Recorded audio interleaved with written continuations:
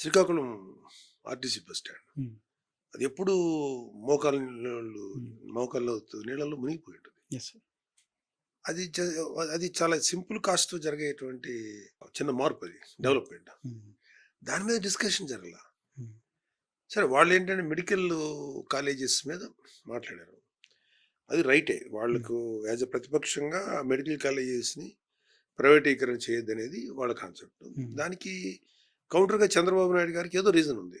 ప్రైవేటీకరణ చేయటం కంటే గవర్నమెంట్‌లో కంటే కూడా ప్రైవేటీకరణ చేస్తే కాస్ట్ బాగుంటుందనేది ఆయనది రీజన్ ఉంది. వెల్ సో, ఇన్‌ఫ్రాస్ట్రక్చర్ దాని మీద డెవలప్. డిబేట్ జరగాలి కదా! యెస్. ఆ డిబేటే జరగనివ్వల. హ్మ్. తర్వాత ఇంకా ఓ రోజు జరిగి, ఓ రోజు జరగక. హ్మ్. అదే విధంగా నేను ఆ టైంలో నాకు కొంచెం ఛాన్స్ దొరికింది. హ్మ్. అదేవిధంగా బ్రాహ్మిన్ కమ్యూనిటీలో వాళ్ళకి ఈ చిన్న గుళ్ళలో అర్చకులకి తల్లి దీవెన అది తల్లికి వందనంలో వాళ్ళకి రావాల్సిన షేర్ రావట్ల.